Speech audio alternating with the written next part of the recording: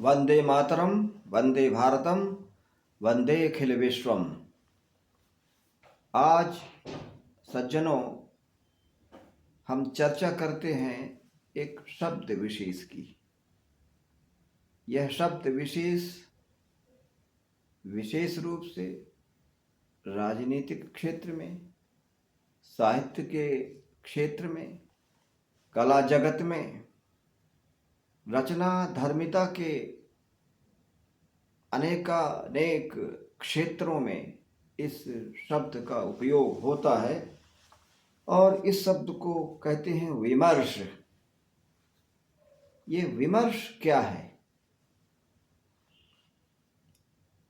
विचार विमर्श, यह शब्द हम लोग प्रायः सुनते हैं, बोलते हैं, चर्चा करते हैं कि क्या विचार विमर्श हुआ। विचार क्रिया है और उसका परिणाम है विमर्श। अर्थात विचार करते करते हम एक निष्कर्ष पर पहुंचते हैं तो विचार का वही निष्कर्ष ही विमर्श कहलाता है। यह स्पष्ट हुआ। हमारे भारतवर्ष का क्या विमर्श है? हमारे भारतवर्ष का विमर्श है सत्यमेव जयते। और ये कोई विमर्श 47 के बाद नहीं बना। ये प्राचीन काल से, अनादिकाल से, जब से यह संस्कृति, यह सभ्यता, यह सृष्टि, यह विश्व, यह पृथ्वी सुरक्षित चली आ रही है, एक लंबी परंपरा चली आ रही है, उसमें हम जब ध्यान से देखते हैं तो पाते हैं कि पूरी की पूरी सांस्कृतिक धारा इसी विमर्श पर आधारित है। हरिश्चंद्र की कथा सत्य के लिए कोई भी कीमत, सत्य की रक्षा के लिए, राष्ट्र की रक्षा के लिए, न्याय की रक्षा के लिए कोई भी मूल्य चुकाना पड़े वो अल्प ही है। तो विचार जब अपने परिणाम में होता है तो वही विमर्श होता है और उस विमर्श को पूरा करने के लिए संघर्ष होता है। इसलिए विचार विमर्श संघर्ष, ये 3 स्थितियां हैं, 3 अवस्थाएं हैं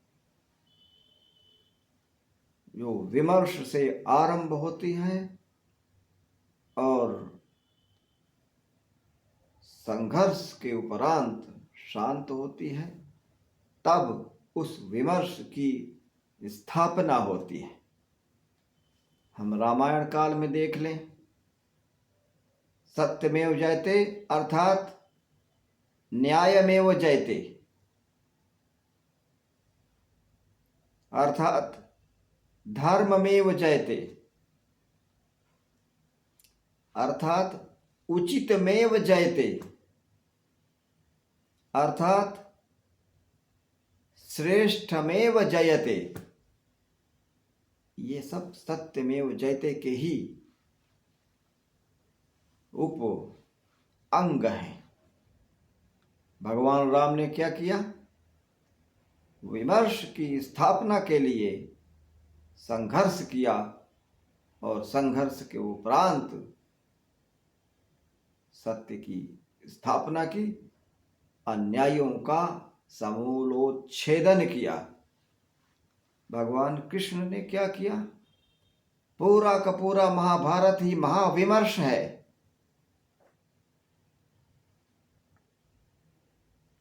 अन्यायियों और न्यायियों के बीच का संघर्ष वस्तुतः विमर्शों का संघर्ष था। राम रावण युद्ध वस्तुतः विमर्शों का संघर्ष था और जितने भी महाकाव्य लिखे गए एक विमर्श की स्थापना करते हैं। उसमें नायक है तो खलनायक है। यहाँ तक कि हॉलीवुड या बॉलीवुड की कहीं कोई जो फिल्म बनती है उसमें भी एक विमर्श होता है और उस विमर्श की स्थापना करने के लिए हमें प्रयत्न करना पड़ता है। उस प्रयत्न को जब हम सशस्त्र प्रयत्न करते हैं तो वो संघर्ष कहलाता है। हमारी जो विमर्श की पराकाष्ठा है या विमर्श का जो मानक है, विमर्श की जो निकष है जिसे कसौटी बोलते हैं, उसकी कसौटी क्या है? सत्यम शिवम सुंदरम। सत्य के लिए और कल्याण के लिए और सुंदरता के लिए विचार विमर्श और संघर्ष करना पड़ता है। भगवान राम इस बात के उदाहरण हैं। उसके पूर्व भगवान परशुराम भी इस बात के उदाहरण हैं। भगवान कृष्ण भी इसी बात के उदाहरण हैं। संपूर्ण महाभारत और रामायण जैसे महान ग्रंथ इसी विमर्श के अभिलेख हैं। चाणक्य का, महापंडित चाणक्य का जो विमर्श था, उस विमर्श की स्थापना के लिए उन्होंने जो भी प्रयत्न किए, जो भी प्रयास किए, जो संघर्ष किया, वो भी विमर्श की स्थापना और विमर्श की रक्षा के लिए ही था। इसी को अंग्रेजी में नैरेटिव बोलते हैं। कहते हैं कि नैरेटिव सेट कर रहे हैं, नैरेटिव के इर्द गिर्द बात करते हैं, नैरेटिव के बाहर नहीं जाते। ये नैरेटिव शब्द नैरेशन से बनता है और नैरेशन मूल धातु नैरेट से बनता है। नैरेट मीन्स टू से, कहना, कथन करना। नैरेट अर्थात कथन करना, नैरेशन अर्थात कथन, नैरेटिव अर्थात कथन पूर्वक। और कथन जब भी होता है वो विचार पूर्वक होता है और विचार किया जाता है तो उसमें कहा सुनी होती है। तो विचार बिना विचार अपना आकार लेता ही है कथन के रूप में। यदि हम विचार को मन में ही विचार करते रहें और कहें ना, तो वो तो मनन हो जाएगा। विचार का अर्थ ही है कि हम जब जो मनन हो रहा है वो विचरण करें, बाहर निकले।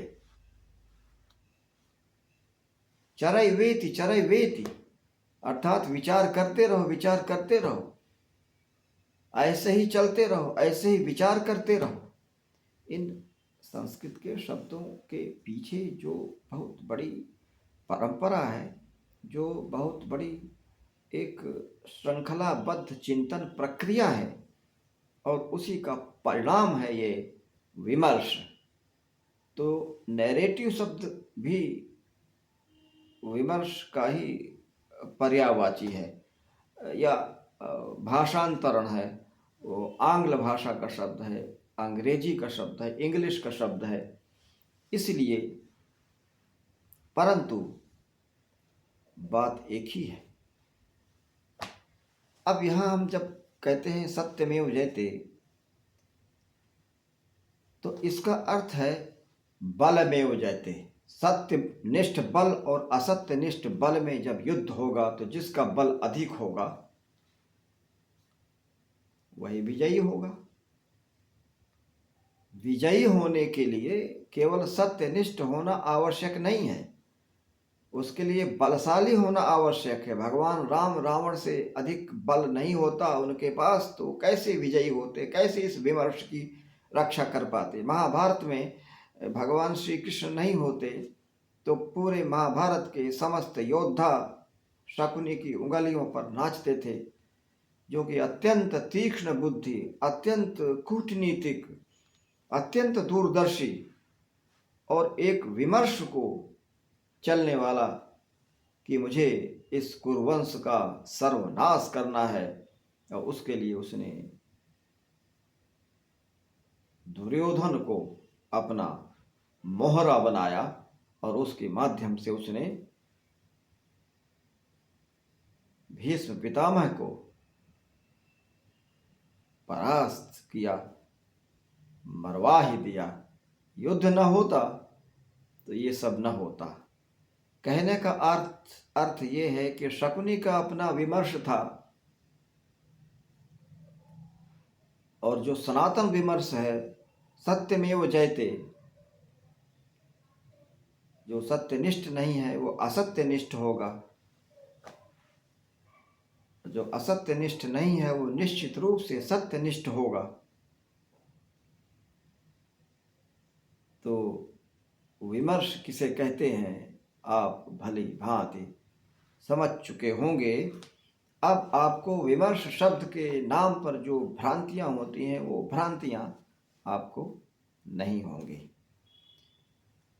वैदिक विमर्श, आर्य अनार्य का विमर्श, स्वार्थी विमर्श, परमार्थी विमर्श, बहुजन हिताय बहुजन सुखाय का विमर्श, और इसका विरोधी विमर्श क्या होगा? बहुजन अहिताय बहुजन दुखाय, ये आसुरी विमर्श हो गया। तो विमर्श को हम दो भागों में बांट सकते हैं, जिसको गीता में दैवी संपद और आसुर संपद के नाम से जाना गया है। और यही धारा निरंतर चली आ रही है। उद्देश्य विशेष के लिए, लक्ष्य विशेष के लिए नीति विशेष बनाई जाती है, और उस नीति विशेष के लिए विमर्श विशेष गढ़ा जाता है, और उस विमर्श विशेष के लिए व्यक्ति विशेष जब विचार विशेष करते हैं तब ये विमर्श गढ़ता है। वो विमर्श न्याय निष्ठ भी हो सकता है, अन्याय निष्ठ भी हो सकता है, वो एक अलग बात है। सत्ता प्राप्ति के लिए भी विमर्श बन सकता है, और सत्ता के लिए लोग विमर्श बनाते ही हैं। और आजकल तो आप विशेष रूप से देख रहे हैं कि ये जो आसुरी विमर्श है वो किस प्रकार से राम मंदिर का विरोध कर रहा है, नई संसद भवन का विरोध कर रहा है, भारत के प्रधानमंत्री जो भारत के इतिहास में न भूतो न भविष्यति की स्थिति में है, वो व्यक्ति नहीं है, वो एक विचार है, वो व्यक्ति नहीं है, वो एक विमर्श है, वो एक व्यक्ति नहीं है, वो एक आदर्श है, वो व्यक्ति नहीं, वो एक मानक है। और जिन मान बिंदुओं पर वो आगे बढ़ रहे हैं, चल रहे हैं, वो आदर्श मान बिंदु हैं, आदर्श मानक हैं, आसुर मानक हैं, सुर विमर्श हैं, जो आसुर विमर्श से द्वंद्व कर रहे हैं, उससे युद्ध कर रहे हैं। और राष्ट्र में आज यदि जनगणना कराई जाए, विश्व के समस्त राष्ट्रों में यदि जनगणना कराई जाए कि किस देश में सबसे अधिक गद्दार हैं, सबसे अधिक देशद्रोही हैं, तो निश्चित रूप से इस बात पर भारत को यदि इसका कोई पुरस्कार मिल सकता है कि सर्वाधिक गद्दारों, सर्वाधिक देशद्रोहियों, सर्वाधिक राष्ट्रद्रोहियों की जनसंख्या जहाँ पर अधिक होगी, यदि ऐसा कोई पुरस्कार हो तो भारतवर्ष को ये प्रथम पुरस्कार मिलेगा, इसमें कोई संशय नहीं है। राजनीति में एक स्वस्थ स्पर्धा तो आवश्यक है। बिना विपक्ष का देश, अटल बिहारी वाजपेयी एक बार संसद में बोलते हुए कह रहे थे कि निंदक नियरे राखिए आंगन कुटी छवाए। मैं आप सब लोगों की बातें सुन रहा था, मैं नहीं बोला, अब मैं बोल रहा हूँ तो आप सुन नहीं पा रहे हैं। ये ठीक नहीं है। जब उनकी सरकार गिरने वाली थी और 13 दिन के बाद, तो उसी प्रसंग में वो संभवतः बोल रहे हैं। यदि मैं बिल्कुल ठीक हूँ, नहीं ठीक हूँ, तो आप लोग ठीक करके इसको समझ सकते हैं। तो सत्ता का विमर्श, सत्ता लोलुपता का विमर्श, आज जो हमारे देश का विमर्श है, आप क्या समझते हैं? पूरा का पूरा महाभारत एक महाविमर्श है, और उस विमर्श की स्थापना के लिए ही भगवान कृष्ण ने नेतृत्व किया, और उस नेतृत्व के उपरांत सत्य के विमर्श को स्थापित किया। आप क्या सोचते हैं, जो हमारा भारत का संविधान बना है, ये अपने आप में स्वयं एक विमर्श है। एक लंबी विचार प्रक्रिया के उपरांत इस संविधान का निर्माण हुआ है। विचार हुआ, विमर्श बना, वाद विवाद हुए, और तब जाके संविधान स्थापित हुआ, संविधान निर्मित हुआ, संविधान अस्तित्व में आया। तो यह अपने आप में एक विमर्श की रक्षा के लिए कवच का कार्य कर रहा है, ये संविधान। और संविधान में कहीं पंथ निरपेक्षता शब्द नहीं दिया गया, सेकुलर शब्द का उपयोग नहीं किया गया, क्योंकि संविधान के बनाने वालों को यह भली भांति ज्ञात था कि यह राष्ट्र सनातनी राष्ट्र है। सनातनियों की संख्या यहाँ पर अधिक है, और सनातनी स्वभाव से ही सेकुलर होता है, स्वभाव से ही पंथ निरपेक्ष होता है, स्वभाव से ही सर्वधर्म समभाव, सर्व पंथ समभाव, सर्व विचार समभाव, सर्व विमर्श समभाव का धारक है। इसलिए यहाँ संविधान में सेकुलर शब्द रखने की आवश्यकता नहीं है, और संविधान के निर्माताओं ने संविधान में सेकुलर शब्द नहीं रखा। हम भारत के लोग, यहाँ से आरंभ करके लोकतांत्रिक शब्द आता है, और बड़ी लंबी प्रस्तावना है जो कि कंठाग्र नहीं है, परंतु ये लोकतांत्रिक गणराज्य का गठन किया गया। भारत को कोई धर्म विशेष पर आधारित, कोई पंथ विशेष पर आधारित, कोई विमर्श विशेष पर आधारित नहीं, सभी लोगों को समानता का अधिकार देकर उनको अपने अपने ढंग से जीने और मरने की स्वतंत्रता, स्वाधीनता दी गई। आजकल बहुत सारे विमर्शों का उल्लेख होता है, दलित विमर्श, स्त्री विमर्श। विमर्श तो केवल सत्य विमर्श और असत्य विमर्श, न्याय निष्ठ विमर्श, अन्याय निष्ठ विमर्श, सुर विमर्श तो असुर विमर्श। गीता में जिस विमर्श की स्थापना की गई है, उसमें दैवी संपत और आसुर संपत का वर्णन है। मित्रों, वो विमर्श की ही बात है, वो विमर्श ही है। महापंडित चाणक्य ने विमर्श के मानकों को पूरा करने के लिए संघर्ष किया। बिना संघर्ष के विमर्श स्थापित नहीं होता, और बिना विचार के विमर्श स्थापित नहीं होता, और बिना संघर्ष के। तो पहली क्रिया है विचार, उसके बाद विमर्श, विमर्श के उपरांत संघर्ष, संघर्ष के बाद संस्थापन। यही प्रक्रिया है। अब एक डकैत का क्या विमर्श हो सकता है? उस विमर्श को स्थापित करने की उसकी रणनीति क्या हो सकती है? और गिरोह से जब कोई एक डकैत गिरोह को छोड़ना चाहता है, तो डकैतों के गिरोह की अपनी रणनीति होती है, अपना उनका प्रोटोकॉल होता है, स्ट्रैटेजी होता है। जो बाहर जाता है फिर वो बाहर ही ऊपर ही चला जाता है। ठीक इसी प्रकार से ऐसे विमर्श पर आधारित युद्ध भी होते हैं, और जितने भी युद्ध हुए हैं विमर्शों के युद्ध हुए हैं। अब यहाँ पर जब हम स्त्री विमर्श की बात करते हैं तो क्या आशय है स्त्री विमर्श से, मेरी तो आज तक समझ में नहीं आया। स्त्री विमर्श को समझने के लिए हमें स्त्री को समझना पड़ेगा, स्त्री की आवश्यकताएं समझनी पड़ेंगी, स्त्री की आकांक्षाएं समझनी पड़ेंगी। पर किसी भी स्त्री की आकांक्षा मर्यादा और आदर्श से ऊपर नहीं हो सकती। और जब हम स्त्री के विमर्श की बात करते हैं तो हम सीता के विमर्श की बात करते हैं या शूर्पणखा के विमर्श की बात करते हैं।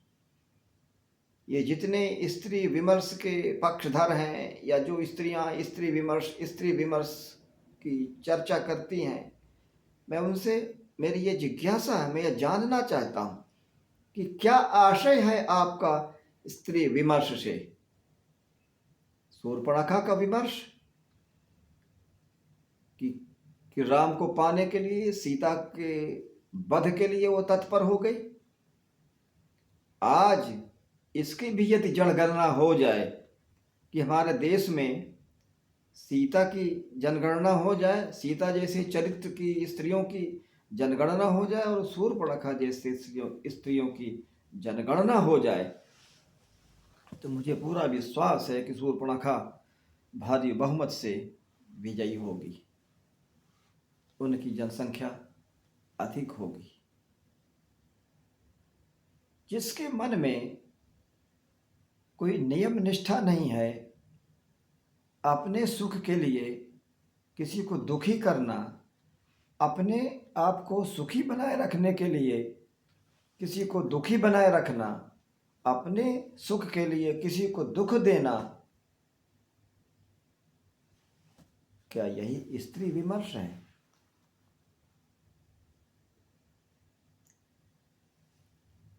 संविधान है, लोक रीतियां हैं, लोक परंपराएं हैं, स्वाधीनता स्वतंत्रता तो आवश्यक है, परंतु स्वच्छंदता, क्या किसी स्त्री को अपने पति को मारने की स्वतंत्रता मिलनी चाहिए? और यहाँ पर पुरुष विमर्श क्या कहेगा कि हमें स्त्री को मारने का अधिकार है? नहीं, मारने पीटने की कोई बात ही नहीं है। विचार करके विमर्श बनाएं और एक परिवार का विमर्श बनाएं, ऐसा विमर्श जो परिवार को स्वस्थ रखे, समृद्ध रखे, सुखी रखे, तो वो एक पारिवारिक विमर्श ही इस कार्य को कर सकता है। यहाँ पर मारने पीटने की स्वतंत्रता, स्वाधीनता संविधान किसी को नहीं देता है। बहुत सारे लोग घरेलू हिंसा करके कारागार की यात्रा भी करते हैं। स्त्रियां भी अपने अधिकारों के लिए कभी हिंसक हो जाती हैं, वो भी कारागार जाती हैं। कारागार में उनके साथ क्या होता है? उनको यही विमर्श सिखाया जाता है कि आपने जो किया था विमर्श का उल्लंघन था, आपने मानक तोड़े हैं और मानक तोड़ने के कारण आपको यह दंड मिला है, और इसके उपरांत आप पुनः इस मानक को तोड़ने का प्रयत्न नहीं करेंगे। साहित्य जगत में आजकल दलित विमर्श की चर्चा होती है। ये बात सही है कि दलितों के साथ अन्याय हुआ, और जो अन्याय जिन लोगों ने किया वो 1500 वर्ष की दासता भी दंड में उनको मिली। ये जो 1500 वर्ष की दासता थी, ये दासता और कुछ नहीं। महाभारत में जो कर्ण के साथ हुआ, महाभारत में जो एकलव्य के साथ हुआ, महाभारत ग्रंथ उस काल की उन समस्त रीतियों कुरीतियों का भी वर्णन करते हुए हमारे समक्ष एक दर्पण के रूप में सब कुछ दिखाता है। एकलव्य के साथ जो भी हुआ वो मानक नहीं था, वो सनातन विमर्श के विरुद्ध कार्य था। कर्ण के साथ जो हुआ, समस्त क्षमताओं के साथ, समस्त शौर्य के साथ, समस्त तेज के साथ भी उसको क्षत्रिय न मानना, एक योद्धा को योद्धा न मानना, उसकी महानता का हमेशा तिरस्कार करना, इतना ही नहीं, जन्मना जायते शूद्रः संस्कारात् द्विजोच्यते। द्विज कहते हैं, जन्म से सभी शूद्र होते हैं और संस्कार से वो द्विज बनते हैं। द्विज अर्थात दूसरा जन्म। दूसरा जन्म, जन्म के उपरांत जब उसका शिक्षण प्रशिक्षण आरंभ होता है तो उसका दूसरा जन्म होता है, तब उसको द्विज कहते हैं। और द्विज बनने के उपरांत फिर उसमें उस योग्यता का आगमन होता है और उस योग्यता के आधार पे उसको वह वर्ण मिलता था। वैदिक व्यवस्था में जड़ता नहीं थी, जन्म से सभी को शूद्र माना जाता था और शिक्षा प्रशिक्षा और संस्कार से उसको वैश्य, क्षत्रिय अथवा ब्राह्मण ये गुण और कर्म के अनुसार दिया जाता था। ये जो नैतिकता के मानक थे, ये जो विमर्श के मानक थे, ये जो विमर्श थे, उन विमर्शों के साथ जिन लोगों ने अन्याय किया वो सब के सब दंडित हुए। इस्लामिक आक्रांताओं ने जो बर्बर दंड दिया, आप ये मत कहिए कि मुसलमान आए, उन्होंने यहाँ सब आधी आबादी को, आधे भारत की जनसंख्या को जिहादी भेड़िया बना दिया, जिहादी बना दिया और एक बहुत ही कुत्सित और बर्बर विमर्श का अनुयायी बना दिया। हमारी बात नहीं मानता, गला काट दो। हमारी बात नहीं मानते, गांव में आग लगा दो। स्त्रियों को उठा लो, उनकी लड़कियों के साथ बलात्कार करो, उनके बच्चों को दास बना लो। बर्बरता का यदि कोई मानक बन सकता है तो ये इस्लामिक बर्बरता में हम लोग देख सकते हैं। तो भारत में ये ईश्वरीय व्यवस्था थी। इतने जनपद थे, इतने सैनिक थे, इसके उपरांत भी इनको दंड मिला। और ये दंड जानते हैं किस बात का था? जात पात, ऊंच नीच, छुआछूत, भेदभाव, ये जो अपराध उन लोगों ने किया जिन लोगों के ऊपर सनातन के विमर्श को अग्रसारित करने का, उसके संवहन का दायित्व था, इसीलिए दंड भी उनको मिला। और वो दंड ऐसा था कि पाकिस्तान नाम का एक देश बन गया, बांग्लादेश इधर बन गया, पाकिस्तान से बड़ा पाकिस्तान यहाँ भीतर, यहाँ भारत के भीतर रहता है। बस वो मौके की ताक में है, वो उस अवसर की तलाश में है, वो उस अवसर की प्रतीक्षा में है कि कभी 80 करोड़ सनातनियों को काट दिया जाए।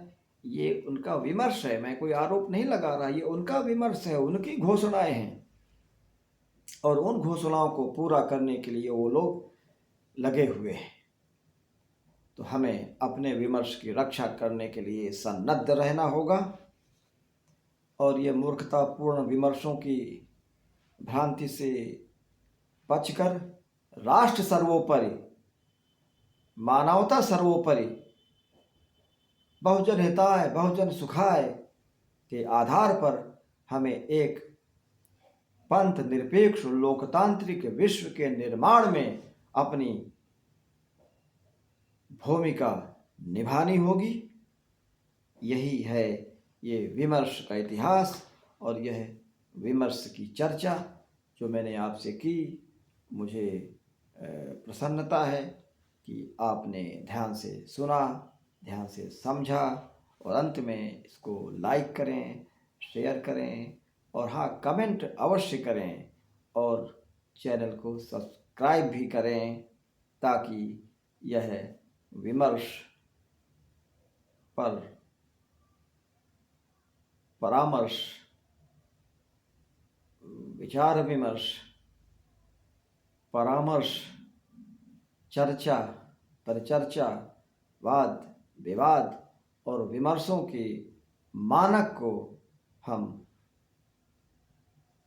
आलोकित करते रहें, उसके निर्धारण के लिए ये कार्य निरंतर रहे।